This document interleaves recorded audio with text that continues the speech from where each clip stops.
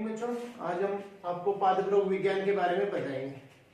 अब यहाँ पादप रोग विज्ञान है, ग्रीक भाषा के 3 शब्दों से मिलकर बना है। एक का यहाँ पर, इसका दूसरा नाम हम फाइटोपैथोलॉजी भी कहते हैं इसको। इसमें 3 ग्रीक शब्द है। One is phyto, second is pathos and third is logos.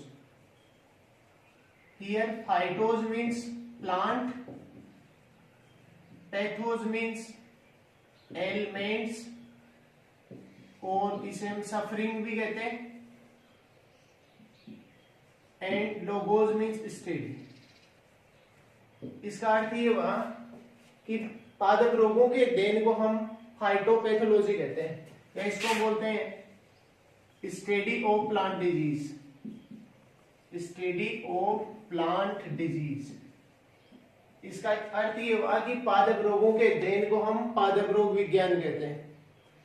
और पीछे हमने पिछली क्लास में हमने पढ़ा था कि जो पादप रोग विज्ञान है वो क्या होती है कि एक कृषि विज्ञान है, दूसरा वनस्पति जीव विज्ञान की वह शाखा जिसके अंतर्गत हम पादप रोग और उनके कारण, रोगों से हुई हानि, उद्देश्य और बचाव के उपायों का अध्ययन करते हैं। तो आज हम इसमें पादप रोग विज्ञान है उसमें कुछ शब्दावली देखेंगे जिसे हम बोलते हैं टर्मिनोलॉजी, यानी terminology used in plant pathology. तो यहां हम पढ़ेंगे आज टर्मिनोलॉजी और इसको बोलते हैं हम शब्दावली।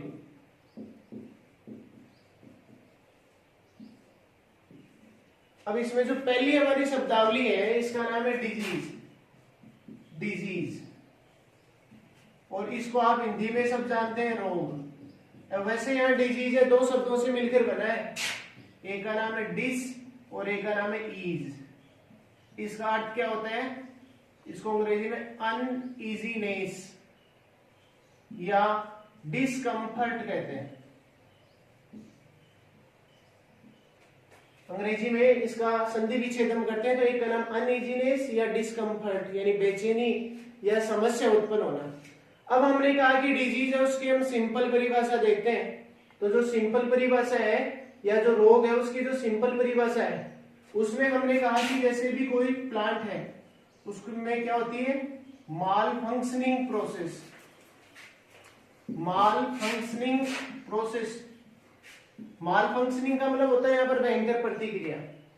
तो यहाँ पर जो डिजीज है वो एक प्रकार की क्या है, माल फंक्शनिंग प्रोसेस है विच मैनिफेस्टेड एज, सामान्यतः माल फंक्शनिंग प्रोसेस होती है और जो मैनिफेस्टेड होती है और उसमें क्या होते हैं, एक्सटर्नल सिम्टम प्रकट होते हैं, उसको हम रोग कहते हैं। या इसको हम हिंदी में कह सकते हैं कि भयंकर प्रतिक्रिया जो हमने कहा कि सामान्यतः पादप है उसमें पीड़ा उत्पन्न करने वाले लक्षण वो प्रकट करती है, उसे हम रोग कहते हैं। तो ये हमने अंग्रेजी में बताया। दूसरी हमने कहा कि अगर रोग की हम बात और करें तो हमने कहा कि डिजीज का अर्थ और भी हो सकता है कि डिजीज डिफाइंड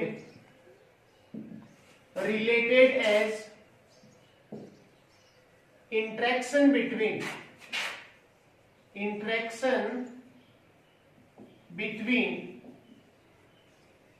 pathogen, first है pathogen, second host and environment। अब इसका अर्थ ये हुआ बच्चों, रोग का अर्थ है कि पैथोजन का मतलब रोगजनक, होस्ट का मतलब परपोषी, इन्वायरमेंट का मतलब वातावरण।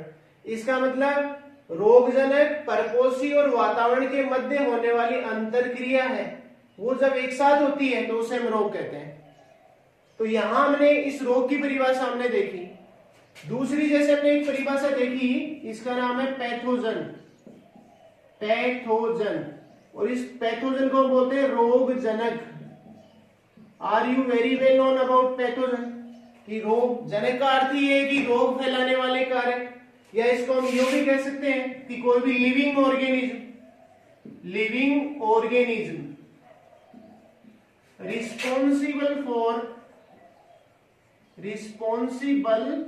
for causing disease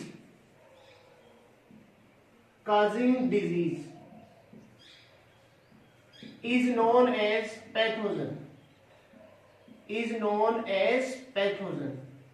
तो जैसे यहां आप हिंदी में इसको देख सकते हैं कि जीवित जीवधारी जो रोग फैलाने वाले कारक होते हैं उसे हम रोगजनक कहते हैं, या रोग फैलाने वाले कारकों को हम रोगजनक कहते हैं। अब रोगजनक हमने कहा कोई भी हो सकते हैं, बायोटिक भी हो सकते हैं, एबायोटिक हो सकते हैं, मीजोबायोटिक भी हो सकते हैं। जैसे आप सब जानते हो बायोटिक का मतलब होता है जैविक। जैविक में हम इस पार्ट में पढ़ेंगे जैसे बैक्टीरिया है, फंजाई है, वायरस है, मोलिक्यूल्स है। मोलिक्यूल्स के अंदर आपको पता है कि स्पाइरोप्लाज्मा और माइकोप्लाज्मा आते हैं। इसके अलावा वीरोइड है, प्रियोन है, ये सारे की सारी क्या है, पैथोजन है। और पैथोजन का मतलब क्या होता है कि living organism responsible for causing disease is known as pathogen. या हमने कहा कि जीवित जीवधारी जो रोग फैलाने वाले कारक के लिए उत्तरदायी होते हैं उसे हम रोगजनक या रोग कारक कहते हैं। अब तीसरी बात यहाँ पर ये जो आई हमारी, इसका नाम है पैरासाइट। और पैरासाइट का अर्थ यहाँ पर है परजीवी।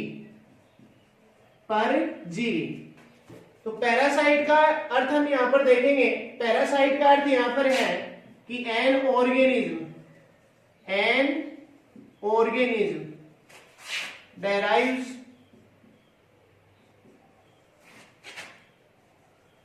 फूड, यानी इसका अर्थ क्या हो गया कि कोई भी an organism डेराइव्स food and nutrition, जिसको हम न्यूट्रिशन फ्रॉम होस्ट। इसका अर्थ ये हुआ कि कोई जीवधारी जो हमने कहा कि परपोषी से भोजन प्राप्त करता है उसे हम पैरासाइट कहते हैं या परजीवी कहते हैं। मतलब ऐसा जीवधारी जो भोजन के लिए परपोषी पर निर्भर रहता है। अब हमने कहा कि यहां पर जितने भी हमने कहा कि पैथोजन आर पैरासाइट, यानी मोस्टली जितने भी पैथोजन हैं वो सामान्यतः कैसे परजीवी प्रकार के होते हैं। तो हमने यहां पढ़ा कि an organism derived food from host, और पैथोजन है वो सारे के सारे कैसे होते हैं, पैरासाइट प्रकृति के होते हैं। तो हमने कहा भोजन के लिए हमने कहा होस्ट पर डिपेंड रहते हैं। अब यहां पर जो पैरासाइट है इसके अंदर विभिन्न प्रकार से कैसे क्रिया होती है कि जैसे कोई जीव है उसको भूख लगी है और वो किसी होस्ट पर निर्भर रहता है तो उसको हम पैरासाइट कहते हैं। हाँ, तो जैसे हम ये पढ़ रहे थे पैरासाइट का मतलब हमने पढ़ा कि एक एन ऑर्गेनिज्म डेराइव्ड फूड या न्यूट्रिशन फ्रॉम होस्ट, उसे हम बोलते हैं पैरासाइट। हमने कहा कि पैथोजन आर पैरासाइट, यानी ज्यादातर जो पैथोजन है वो पैरासाइट प्रकृति के होते हैं और डिजीज कोजिंग करने का काम करते हैं। अब हमने कहा अगला हम यहाँ पर जो है वो देखेंगे, इसका नाम है सैप्रोट्रोफ। अब are you very well known about saprotroph? Saprotroph है, इसको बोलते हैं मृतोपजीवी। अब नाम से ही पता है कि मृतोपजीवी का मतलब क्या होता है कि जैसे कोई भी ऑर्गेनिज्म है वो हमने कहा फूड के लिए किसके ऊपर डिपेंड रहता है, डेड एंड डीके मटेरियल पर। इसका अर्थ क्या हुआ कि an organism obtain food from dead organic matter, कि ये सामान्यतः भोजन के लिए सड़े गले पदार्थों पर निर्भर रहते हैं। और ये हमने कहा ये कैसी नेचर होती है इसकी, हेट्रोट्रोफिक एब्जॉर्प्टिव। इसका मतलब ये अपना फूड अपने आप तो बना नहीं सकते, इसलिए they are dependent on other organism या other dead and decay material. तो हमने कहा कि an organism obtain food from dead organic matter, ऐसा जीवधारी जो भोजन के लिए हमने कहा कि सड़े गले पदार्थों पर निर्भर रहता है उसे मृतोपजीवी कहते हैं। और ये हमने कहा हेट्रोट्रोफिक एब्जॉर्प्टिव होते हैं, अर्थात विषम पोषी अवशोषी प्रकृति के होते हैं, इसे हम बोलते हैं सैप्रोट्रोफ। इसके बाद में हमने कहा कि आगे हम देखेंगे जिसका नाम है होस्ट। होस्ट का मतलब आप सब जानते हो, जिसको हम बोलते हैं परपोसी। तो अगला है, इसका नाम है होस्ट।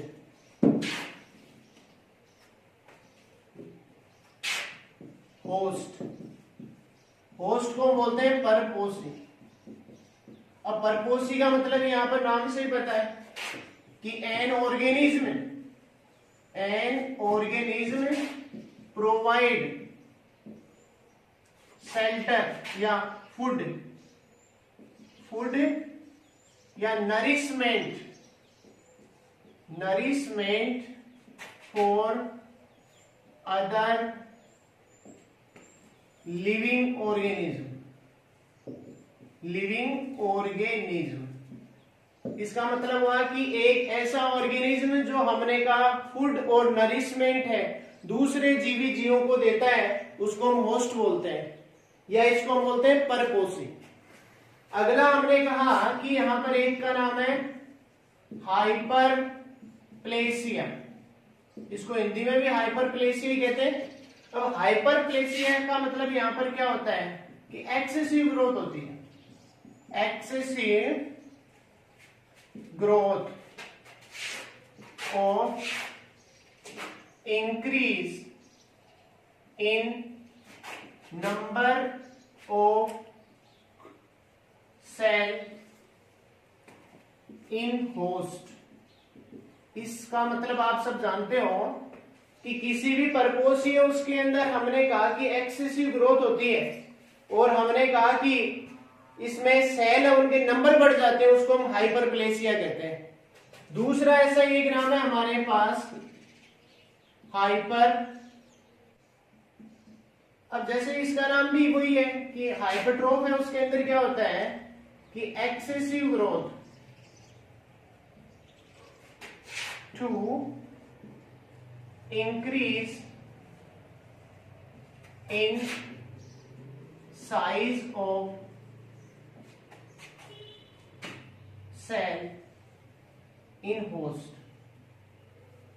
इसका अर्थ क्या हुआ कि किसी भी होस्ट है उसमें एक्सेसिव ग्रोथ है, वो इंक्रीज हो जाती है, उसे हम हाइपरट्रोफ कहते हैं। अगला हमारे पास जो 8 है उसका नाम है ओब्लिगेट पैरासाइट। इसको हिंदी में बोलते हैं अविकल्पी परजीवी।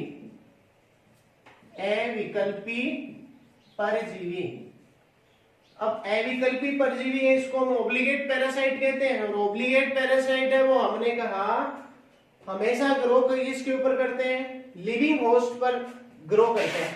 इसका अर्थ क्या हुआ कि parasite grows on living host. कि जो पैरासाइट लिविंग होस्ट पर ग्रोथ करते हैं उसे हम ओब्लिगेट पैरासाइट कहते हैं। या हमने कहा जीवित परपोसी पर वृद्धि करने वाले परजीवी को हम अविकल्पी परजीवी कहते हैं। ये हमने कहा किस पर, can not grow on dead and culture media. तो यहां पर इस लाइन का अर्थ ये हुआ कि ये हमेशा या ये डेड और जो कल्चर मीडिया जिसको हम संवर्धन माध्यम कहते हैं उसके ऊपर क्या नहीं करते, वृद्धि नहीं करते, तो इसको हम बोलते हैं ओब्लिगेट पैरासाइट। अगला हमने कहा इसका नाम है नेक्रोसिस का मतलब यहां पर है उत्तक सही। और उत्तक सही है इसका अर्थ पता है आप सबको कि localized death of cell and tissue. जैसे हिंदी में भी सब आप जानते हो लोकलाइज्ड का मतलब होता है स्थानीयकृत, डेथ का मतलब होता है मृत्यु, ऑफ सेल का मतलब सेल और टिश्यू। कि कोशिका और उत्तक है उनकी हमने कहा कि लोकलाइज्ड जो सामान्यतः डेथ हो जाती है उसको हम नेक्रोसिस कहते हैं या क्या कहते हैं, उत्तक सही कहते हैं। अगला जो है हमारा उसका नाम है क्लोरोसिस। और क्लोरोसिस का अर्थ होता है हरिमाहीनता। अब हरिमाहीनता का मतलब नाम से ही पता है, हरिमाहीनता हरे भागों की कमी होना। इसका मतलब क्या होता है? Yellowing of green part of plant. क्यों? Due to destruction of chlorophyll और डेथ ऑफ क्लोरोफिल। इसका अर्थ ये हुआ कि पौधे हैं उनके हरे भाग है, उनमें क्लोरोफिल की या क्लोरोफिल के नष्ट होने के कारण सामान्यतः पीले रंग के पड़ जाना क्या कहलाता है? हरिमाहीनता कहलाता है। या हरे भागों में क्लोरोफिल के विघटन के कारण वो पीले रंग के दिखाई देते हैं, उसे हम हरिमाहीनता या क्लोरोसिस कहते हैं। होस्ट का मतलब हमने पढ़ा कि an organism provide food nourishment for other living organism, कि ऐसा जीवधारी जो सामान्यतः भोजन और नरिशमेंट है वो दूसरे लिविंग ऑर्गेनिज्म को देता है, उसे हम परपोषी कहते हैं। हाइपरप्लेसिया है, इसका अर्थ होता है कि excessive growth of increase in number of cell in host. इसका मतलब क्या होता है कि किसी भी परपोषी है उसके अंदर हमने कहा कि सेल है उनके नंबर है, उसकी एक्सेसिव ग्रोथ हो जाती है। हाइपरट्रोफ है, उसका अर्थ पढ़ा हमने कि excessive growth to increase in size of cell in host, कि परपोषी है उनके अंदर हमने कहा कि उनकी साइज है उसमें इंक्रीज हो जाती है सेल की, उसे हम हाइपरट्रोफ कहते हैं। ओब्लिगेट पैरासाइट, इसका अर्थ होता है अविकल्पी परजीवी। Parasite growth on living host, कि इसका मतलब वे परजीवी जो जीवित परपोषी पर निर्भर रहते हैं उसे हम अविकल्पी परजीवी कहते हैं। Can not grow on dead and culture media, ये सामान्यतः कल्चर मीडिया मतलब संवर्धन माध्यम और मृत पदार्थ उन पर वृद्धि नहीं करते। अगला हमने पढ़ा नेक्रोसिस। नेक्रोसिस का अर्थ यहाँ पर उत्तकशय। उत्तकशय का मतलब आपको पता है कि लोकल एरिया के अंदर जब हमने कहा कि सेल या टिश्यू उसकी डेथ हो जाती है तो उसे हम नेक्रोसिस या उत्तकशय कहते हैं। इसका अर्थ हुआ localize death of cell and tissue. Chlorosis मतलब यहाँ पर हरिमाहीनता। हरिमाहीनता का मतलब पता है, आप सबने देखा है कि जो पौधे उनके हरे भाग है उसमें क्लोरोफिल की एब्सेंस के कारण या क्लोरोफिल के डिस्ट्रक्शन होने के कारण पौधा पीला पड़ जाता है, उसे हम क्लोरोसिस कहते हैं। मतलब yellowing of green part of plant due to destruction of chlorophyll. आगे देखो,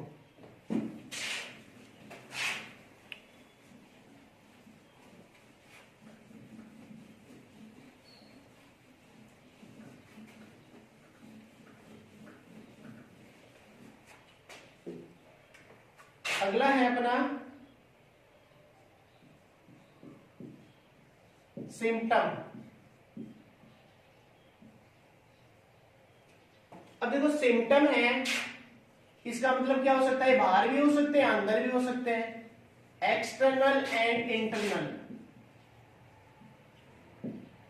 मैनिफेस्टेड, इसका अर्थ क्या हो सकता है कि एक्सटर्नल या इंटरनल जो मैनिफेस्टेड कारण है उनके कारण सामान्यतः पौधे हैं उनके ऊपर क्या होते हैं? सिम्टम दिखाई देते हैं, उसको हम यहां पर सिम्टम कहते हैं। यानी external and internal manifested character seen. क्यों? हाँ। अगला हमने कहा इसका अर्थ है साइन। साइन का अर्थ यहां पर क्या होता है कि लक्षण। लक्षण, अब हमने कहा कि कोई भी पैथोजन है उसके अटैक के कारण जब हमने कहा कि कुछ जो लक्षण है पौधे पर दिखाई देने शुरू हो जाते हैं, इसका मतलब due to pathogen attack some character seen on different plant parts या disease part of plant is known as sign. अगला हमने कहा इसका अर्थ है इन्फेक्शन। इन्फेक्शन, इन्फेक्शन का अर्थ यहां पर है संक्रमण, और संक्रमण का मतलब क्या होता है कि establishment of establishment of pathogen on plant body and cause disease. तो इसका अर्थ ये हुआ कि पैथोजन है उसका प्लांट बॉडी पर एस्टेब्लिशमेंट हो जाता है और बीमारी फैलाना शुरू कर देता है, तो उसको हम इन्फेक्शन कहते हैं या संक्रमण कहते हैं। समझ में आ रहा है क्या बच्चों? Establishment of pathogen on plant body and cause disease. अगला है ट्रांसमिशन।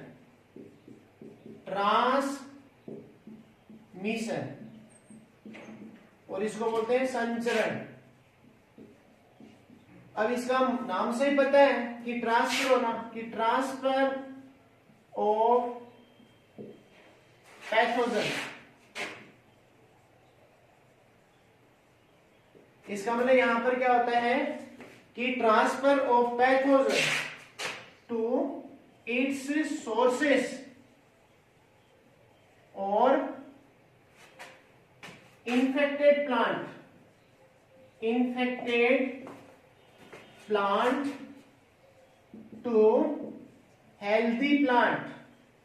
इसका अर्थ आप सब जानते हो कि जब हमने कहा कि कोई भी रोगजनक है उसके उनके सोर्स या हमने कहा संक्रमित पौधे से सामान्यतः स्वस्थ पौधे में रोग फैलता है, उसको हम ट्रांसमिशन या संचरण कहते हैं।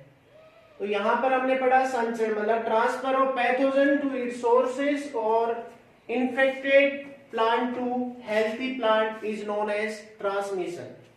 अगला है हमारा, इसका नाम है इनोक्यूलम। इनोक्यूलम है उसको हम हिंदी में बोलते हैं निवेश द्रव्य। इस निवेश द्रव्य का अर्थ क्या हुआ कि कोई भी पोर्शन है पैथोजन का, पोर्शन ऑफ पैथोजन, कि किसी भी पैथोजन है उसका पोर्शन या जो खंड है, portion of pathogen that affect plant body and cause disease.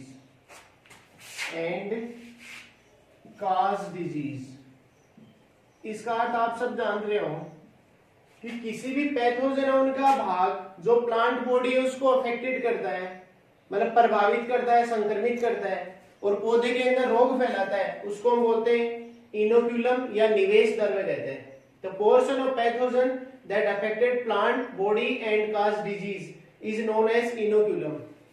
यानी पैथोजन का वह पोर्शन जो पौधे को अफेक्टेड करता है और उसके अंदर क्या करता है, बीमारी फैलाता है, उसको हम इनोक्यूलम कहते हैं। तो इनोक्यूलम का मतलब हमने यहाँ देखा। अगला हमने कहा, यहाँ पर हम देखेंगे ईटियोलेशन। इसको हिंदी में बोलते हैं पांडुरता। इसके अंदर भी क्या होता है कि जैसे due to absence of light या लैक ऑफ लाइट, यानी प्रकाश की कमी के कारण सामान्यतः पौधे हैं वो पीले पड़ जाते हैं। तो इसको हम बोलेंगे कि yellowing of green part of plant due to lack of light. इसका अर्थ लैक का मतलब यहां पर कमी, यानी प्रकाश की कमी के कारण पौधे के हरे भागों का पीला पड़ जाना पांडुरता कहते हैं। जिस प्रकार पीलिया में क्या होता है कि शरीर है पीला पड़ जाता है, ऐसे यहाँ पर हमने कहा लाइट के एब्सेंस में पौधे के अलग अलग भाग है वो क्या हो जाते हैं, पीले हो जाते हैं। तो पहला हमने यहाँ पर देखा सिम्टम मतलब external and internal manifested character seen in plant is known as symptom. Second हमने अगला पढ़ा साइन यानी लक्षण, मतलब यहाँ पर साइन का अर्थ क्या होता है कि ड्यू टू पैथोजन अटैक यानी रोगजनक है उनके संक्रमण के कारण पौधे पर क्या होते हैं, डिफरेंट प्रकार के विजिबल कैरेक्टर सीन होते हैं, यानी अलग अलग प्रकार के लक्षण दिखाई देते हैं, उसको हम साइन कहते हैं। अगला हमने यहाँ पर लिखा इन्फेक्शन। इन्फेक्शन का मतलब होता है संक्रमण, जैसे आप सब जानते हो कि अनेक प्रकार की जैसे बीमारी से संक्रमित होते हो, उसी प्रकार प्लांट के अंदर भी क्या होता है कि establishment of pathogen on plant body, कि प्लांट बॉडी है यानी पादप शरीर है, उस पर पैथोजन है वो क्या हो जाता है, स्थापित हो जाता है और उसमें बीमारी फैलाता है, तो उसको हम बोलते हैं इन्फेक्शन। अगला हमने लिखा ट्रांसमिशन। ट्रांसमिशन का मतलब होता है कि transfer of pathogen to its sources और infected plant to healthy plant. इसका मतलब पैथोजन का स्थानांतरण होना और सामान्यतः संक्रमित पौधे से स्वस्थ पौधे में रोग होना संचरण कहलाता है। अगला हमने पढ़ा इनोक्यूलम। इनोक्यूलम का यहाँ पर होता है निवेश द्रव्य। निवेश द्रव्य का अर्थ होता है कि portion of pathogen that affected plant body and cause disease, मतलब पैथोजन का वह पोर्शन जो हमने कहा पादप भाग है या पादप शरीर है उनको अफेक्टेड करता है और उसमें बीमारी फैलाता है, उसको बोलते हैं इनोक्यूलम। अगला हमने पढ़ा इटियोलेशन। इटियोलेशन का अर्थ होता है पांडुरता। पांडुरति का अर्थ होता है यहाँ पर पौधे के हरे भागों का पीला पड़ना। इसका मतलब yellowing of green part of plant, कि हरे भागों का पीला होना। क्यों पीला होना? Due to lack of light, प्रकाश की कमी के कारण। तो प्रकाश की कमी के कारण पौधे के हरे भागों का पीला पड़ना पांडुरता या इटियोलेशन कहलाता है। अगला हम देखेंगे इसमें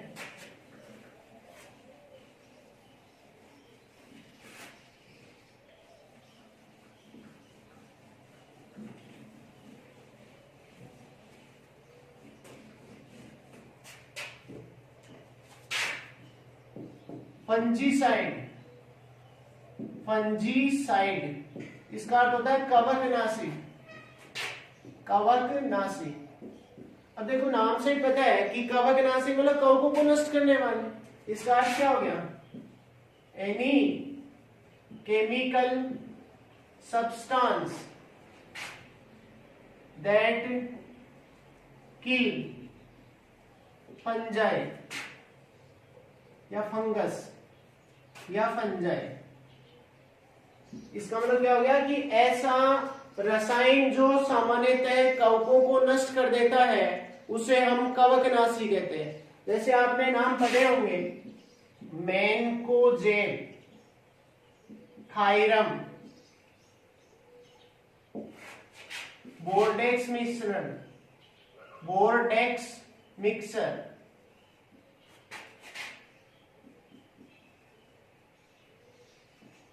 तो हमने कहा मैनकोजेब, थायरम, बोर्डेक्स मिक्सर, ये सारे के सारे क्या है? फंजीसाइड है, कवकनाशी है।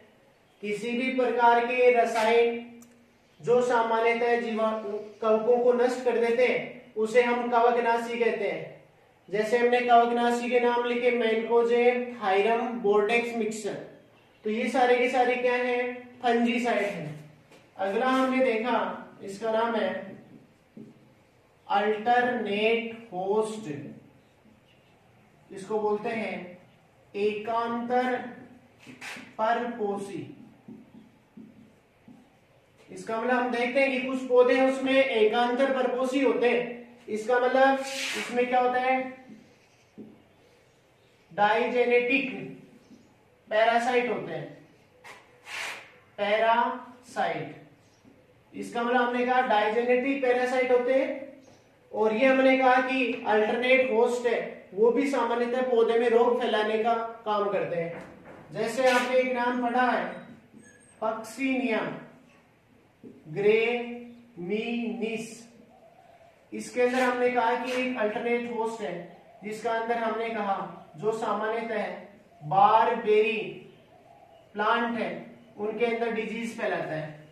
तो यहाँ प्लांट है उसका नाम क्या है? Barberry plant. और ये हमने कहा पक्सीनिया ग्रेमिनिस है, वो होस्ट है। इसका मतलब हमने कहा कि अल्टरनेट होस्ट यानी जिसमें डाइजेनेटिक पैरासाइट होते हैं, और इसमें हमने कहा जैसे पक्सीनिया ग्रेमिनिस है उसमें हमने कहा है जो बारबेरी प्लांट है उसके ऊपर होस्ट के रूप में काम करता है। अगला हमने इसमें पढ़ा, तो अगला हमने पढ़ा फंजीसाइड, मतलब any chemical substance that kill fungus और fungi is known as fungicide. जैसे mancozeb, thiram, Bordeaux mixer, alternate host, एकांतर परपोषी। इसमें हमने कहा कि डाइजेनेटिक पैरासाइट होते हैं जैसे हमने कहा पक्सिनिया ग्रेमिनिस, और ये हमने कहा बारबेरी प्लांट है, उनके ऊपर क्या करता है, डिजीज फैलाता है। अगला हमने पढ़ा सिस्टेमिक। सिस्टेमिक इसका मतलब क्या होता है कि इसमें कोई भी, जैसे हमने कहा कि पैथोजन है या सामान्यतः कोई डिजीज है, वो हमने कहा जैसे कोई प्लांट है, उनके इंटरनल साइड है उसके अंदर फैल जाती है और धीरे धीरे वो क्या होती रहती है, बढ़ती रहती है, उसको हम बोलते हैं सिस्टेमिक। यानी प्लांट पैथोजन या डिजीज है, पौधे के जो आंतरिक भाग है उनके अंदर ग्रोथ करके और धीरे धीरे उसकी मल्टीप्लीकेशन होती है, उसको हम बोलते हैं सिस्टेमिक। अगला हमने पढ़ा, इसका नाम है पैथावर। पैथोवर। अब पैथोवर है, इसका अर्थ यहां पर क्या होता है कि पैथोवर है, इसका मतलब क्या होता है, ये एक सब डिवीजन होता है कि एक सब डिवीजन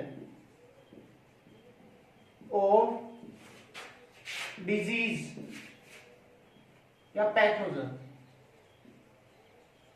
कि इसका मतलब हुआ कि सब डिवीजन ऑफ डिजीज या पैथोजन जो सामान्यतः कि किसी सामान्य स्पीसीज या जीनस को ही इन्फेक्टेड करता है, उसको हम पैथावर कहते हैं।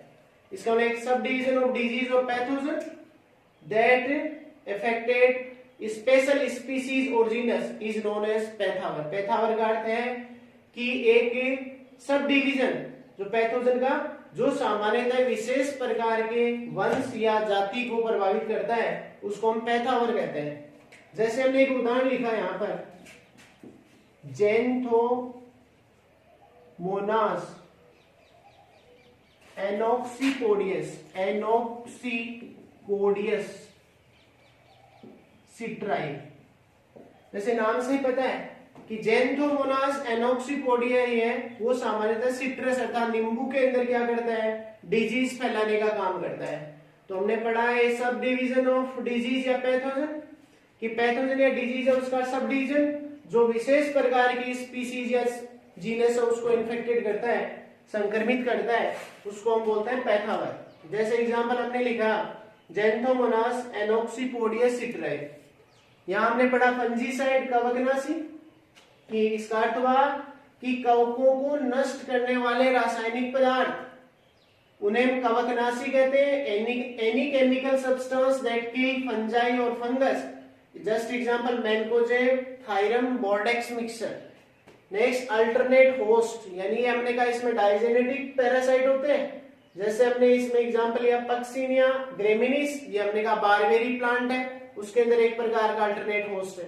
अगला हमने पढ़ा सिस्टेमिक। सिस्टेमिक का मतलब क्या होता है कि जैसे कोई पैथोजन या डिजीज है, वो प्लांट है, उसके आंतरिक भाग है, उसके अंदर क्या करती है, ग्रोथ करती है, मल्टीप्लीकेशन करती है और धीरे धीरे बढ़ती जाती है, उसको हम सिस्टेमिक कहते हैं। अगला हमने पढ़ा पैथावर, हिंदी में भी इसको पैथावर ही कहते हैं। पैथावर का मतलब क्या होता है कि डिजीज या पैथोजन है उसका एक सब डिवीजन होता है जो सामान्यतः किसी स्पेशल स्पीसीज या जीनस को इन्फेक्टेड करता है, उसको हम पैथावर कहते हैं। एग्जांपल हमने लिखा जेंथोमोनास एनोक्सिपोडियस सिट्राई। इसका मतलब जेंथोमोनास एनोक्सिपोडियस है, वो सिट्रस या नींबू या जो खट्टे फल है उनके अंदर क्या करता है, डिजीज फैलाने का काम करता है।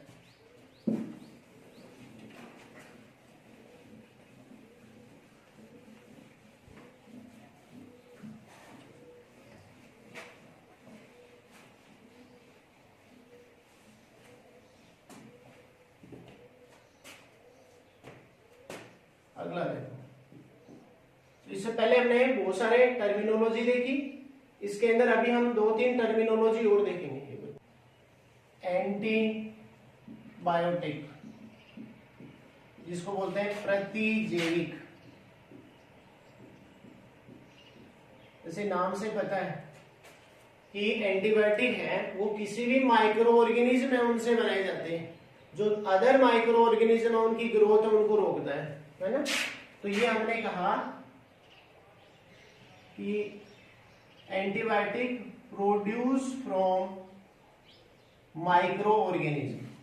माइक्रो ऑर्गेनिज्म, इनको माइक्रो ऑर्गेनिज्म उनसे हम क्या करते हैं, प्रोड्यूस करते हैं।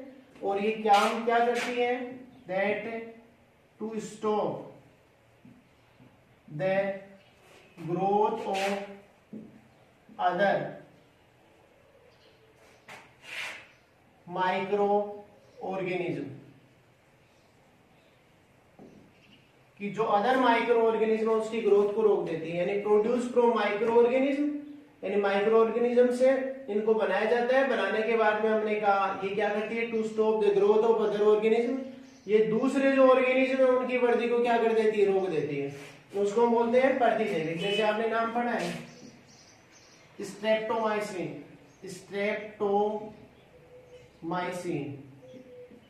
टेट्रासाइक्लिन, टेट्रासाइक्लिन, तो ये सामान्यतः क्या है, एक प्रकार की एंटीबायोटिक है या प्रतिजैविक है, मतलब produce from micro organism that to stop या kill the growth of other micro organism. Just example हमने यहाँ पर देखा स्ट्रेप्टोमाइसिन, टेट्रासाइक्लिन। अगला हमने देखा फिलोडिन, फिलोडिन, इसको हिंदी में भी नाम है इसका फाइलोडिन। अब जैसे नाम से ही पता है कि फाइलोडी का मतलब क्या होता है कि जब फ्लोरल पार्ट है पौधे का वो लीफ लाइक स्ट्रक्चर में चेंज हो जाता है तो उसे हम फाइलोडी कहते हैं, कि वे floral part of plant,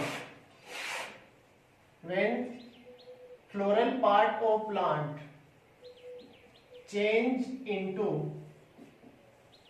leaf like structure, leaf like structure. इसका अर्थ आप सब जानते हो कि जब हमने कहा कि कोई भी फ्लोरल पार्ट है पौधे का, वो जब हमने कहा पत्ती जैसी संरचना में चेंज हो जाता है उसे हम फिलोडी कहते हैं। एग्जांपल हम देख सकते हैं जैसे सेसमम फाइलोडी, सेसमम फाइलोडी। तो सेसमम आपको पता है कि इसको बोलते हैं तिल। तिल के अंदर क्या होता है कि जब पुष्पीय भाग है वो सामान्यतः पत्ती जैसी संरचना में बदल जाते हैं तो उसको हम बोलते हैं फाइलोडी। तो पहला हमने इसमें देखा एंटीबायोटिक, प्रतिजैविक, प्रोड्यूस फ्रॉम माइक्रो ऑर्गेनिज्म, ये हमने कहा माइक्रो ऑर्गेनिज्म से प्राप्त होते हैं, दैट टू किल और stop the growth of other micro organism, जो अदर माइक्रो ऑर्गेनिज्म है उसकी ग्रोथ को रोक देते हैं। जैसे हमने यहाँ पढ़ा बेटा स्ट्रेप्टोमाइसिन, टेट्रासाइक्लिन। नेक्स्ट हमने पढ़ा फाइलोडी। फाइलोडी का अर्थ क्या होता है कि when floral part of plant change into leaf like structure, कि जब पौधे के पुष्पीय भाग है वो सामान्यतः पत्ती जैसी संरचना में प्रकट हो जाते हैं या चेंज हो जाते हैं, उसको हम बोलते हैं फाइलोडी। और यहाँ पर फाइलोडी में एग्जाम्पल हमने लिखा सेसमम फाइलोडी, यानी तिल के अंदर क्या होता है कि कई बार हमने कहा इसके जो फ्लोरल पार्ट है वो पत्ती जैसी संरचना है उसके अंतर्गत चेंज हो जाते हैं। तो आज हमने इसमें कुछ टर्मिनोलॉजी देखी। अब यहाँ पर हम पढ़ेंगे इसके अंदर कुछ पैथोजन के बारे में, कि पैथोजन कौन कौन से हैं, कैसे इनका हम क्लासिफिकेशन पढ़ेंगे। जैसे मैंने यहाँ पर लिखा पैथोजन, इसकी पीछे अपने परिभाषा भी हमने पढ़ी थी कि रोगजनक, मतलब नाम से पता है रोग फैलाने वाले कारक, रोग फैलाने वाले कारक, या हम यूं लिख सकते हैं अंग्रेजी में इसको लिविंग ऑर्गेनिज्म। मतलब हमने कहा रोग फैलाने वाले कारक, लिविंग ऑर्गेनिज्म प्रोड्यूसिंग डिजीज। तो हमने कहा लिविंग ऑर्गेनिज्म प्रोड्यूसिंग डिजीज या causing disease is known as pathogen. अब यहां पर हमने कहा कि पैथोजन के बारे में हम पढ़ेंगे। बहुत सारे पैथोजन हमने कहा कि जैसे यहां पर लिखा क्लासिफिकेशन ऑफ पैथोजन, कि पैथोजन या रोगजनक है उनका वर्गीकरण। तो वर्गीकरण में जैसे मैंने एक नाम लिख लिया यहाँ पर बैक्टीरिया, सब जानते हो बैक्टीरिया का अर्थ होता है जीवाणु। दूसरा मैंने यहाँ पे लिख लिया वायरस, वायरस को हम बोलते हैं विषाणु। इसके बाद में हमने कहा तीसरा हमने लिखा फंजाई, फंजाई को हम बोलते हैं कवक। चौथा हमने लिखा मोलिक्यूल्स, मोलिक्यूल्स, मोलिक्यूल्स है इसके अंतर्गत क्या हो गया माइकोप्लाज्मा, माइकोप्लाज्मा, माइकोप्लाज्मा, और एक दूसरा नाम है स्पाइरोप्लाज्मा।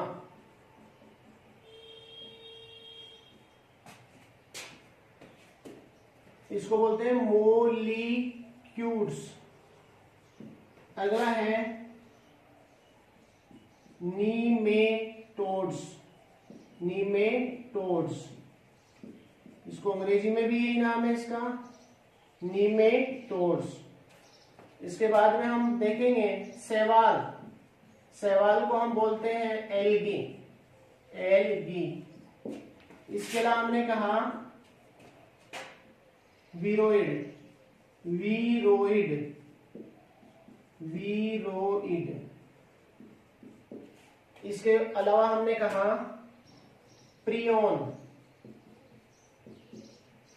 तो यहां पर हमने क्या क्या देखा, यहां पर हमने ये देखा कि पैथोजन है उसकी क्लासिफिकेशन में हमने देखा बैक्टीरिया, जीवाणु, वायरस, विषाणु, फंजाई, कवक, मोलिक्यूल्स जिसमें आते हैं माइकोप्लाज्मा, स्पाइरोप्लाज्मा, नीमेटोड्स जिसमें हमने कहा था कर्मी आते हैं, शैवाल, एल्गी, वीरोइड, अगला हमने कहा प्रियोन। इन सब के बारे में हम क्या करेंगे यहां देखेंगे। तो इनमें से मुख्यतः जो अपने सिलेबस है उसमें एक तो है बैक्टीरिया, एक है वायरस, एक है फंजाई, एक है मोलिक्यूल्स, एक हमने कहा वीरोइड और एक है प्रियोन। ये अपने सिलेबस में नहीं है, इसको बाद में पढ़ेंगे इसके। तो पहले हमने कहा कि जितने भी हमने यहां पर देखे तो इसके अलग अलग फैक्टर या काज हैं। एक हमने कहा या तो हो सकता है पहला बायोटिक फैक्टर, बायोटिक फैक्टर, दूसरा है मीजोबायोटिक फैक्टर, तीसरा है एबायोटिक फैक्टर। लिख दो चाहे काज लिख दो, फैक्टर। इसका मतलब क्या हुआ कि पहला है, इसका मतलब है जैविक कारक, और जैविक कारक का मतलब क्या हो गया कि जिसमें जीवी जीव आते हैं। जैसे इसके अंदर क्या हो गया लिविंग ऑर्गेनिज्म या सेलुलर ऑर्गेनिज्म। जितने भी लिविंग ऑर्गेनिज्म या जिसमें जीव होता है और जो सेलुलर ऑर्गेनिज्म होते हैं वो सारे के सारे हमने कहा, या जिसके अंतर्गत क्या हो सकते हैं लिविंग बीइंग में, जैसे एनिमल्स आ गया, प्लांट्स वाले पोर्शन आ गया, ये सारे के सारे क्या हो गया बायोटिक फैक्टर के अंतर्गत आ गया। इसके अंदर दूसरा हमने पढ़ा मीजोबायोटिक फैक्टर। ये क्या हो गया कि neither living nor non living. इसका मतलब न तो सजीव है और न निर्जीव है। इसका अर्थ क्या होता है कि इन दोनों के बीच में आते हैं। किसके बीच में? सजीव निर्जीव के बीच में। तो इसका नाम क्या हो गया मीजोबायोटिक फैक्टर। तीसरा हमने पढ़ा एबायोटिक फैक्टर। इस एबायोटिक फैक्टर इसको हम बोलते हैं इनएनिमेट भी कह सकते हैं। इसके अंदर हमने कहा क्या हो सकता है axis of nutrition, axis of nutrition. दूसरा हमने कहा डेफिशिएंसी ऑफ एनी मटेरियल। इसके अलावा हमने कहा ह्यूमिडिटी, इसके अलावा लाइट। तो इसका अर्थ ये हमने देखा कि एबायोटिक फैक्टर है जिसका अर्थ क्या होता है नॉन लिविंग बीइंग्स में आते हैं। ये हमने कहा इनएनिमेट होते हैं। Axis of nutrition, deficiency of different material, humidity, light, ये सारे के सारे आते हैं एबायोटिक फैक्टर के अंतर्गत। अब हमने कहा इनमें से हमने कहा एक पैथोजन है उसके बारे में हम डिस्कस करते हैं। तो जो पहला हम पैथोजन लेते हैं उसका नाम है फंजाई। अभी पीछे हमने पढ़ा था फंजाई को हम बोलते हैं कवक। तो यहां हमने पहला जो नाम देखा इसका नाम है फंजाई और इसको बोलते हैं कवक।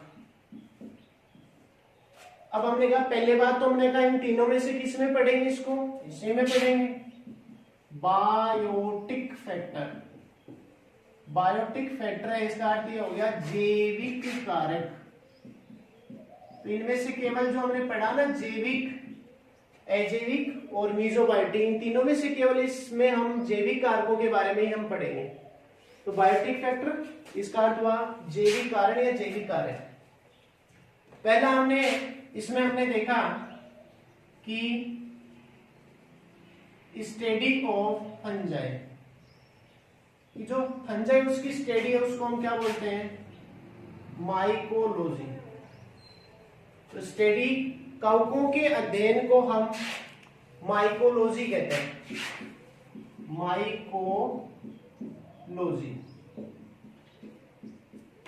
दूसरा हमने कहा फादर ऑफ माइकोलॉजी। तो माइकोलॉजी है, उसका जनक क्या है, उसका नाम P.A. माइकेली, इसको हिंदी में भी यही कहते हैं, P.A. माइकेली। तो पहली बात तो आपसे प्रश्न पूछ ले कि स्टडी ऑफ फंजाई कि कवकों का अध्ययन क्या कहलाता है, माइकोलॉजी कहलाता है। दूसरा फादर ऑफ माइकोलॉजी कौन है, P.A. माइकेली। अब हमने कहा कि फंजाई कवक के बारे में हम देखते हैं, तो कवक एक कोशिकीय भी हो सकते हैं, एक कोशिकीय, जैसे कई बार आपसे प्रश्न पूछ ले एक कोशिकीय कवक कौन सा, ईस्ट है, जिसको हम बोलते हैं सैकेरोमाइसीस सीरेवेसी, सैकेरोमाइसीस सीरेवेसी। दूसरा हमने कहा कुछ क्या होते हैं, बहुकोशिकीय होते हैं, इसके अलावा और जितने भी हैं बहुकोशिकीय, जिसमें क्या आ गया, मल्टी सेलुलर। दूसरा हमने कहा क्लोरोफिल एब्सेंट होता है, एक्लोरोफिलस। तो अगला हमने पढ़ा एक्लोरोफिलस होते हैं, स्पोर का प्रोडक्शन करते हैं, तो इसको बोल दिया स्पोर प्रोड्यूसिंग, स्पोर प्रोड्यूसिंग। इसके अलावा हमने कहा इसकी बॉडी कैसी होती है, तंतु जैसी होती है, इसको हमने बोल दिया फिलामेंटस। शाखित होती है, इसको हमने क्या बोल दिया, ब्रांच्ड।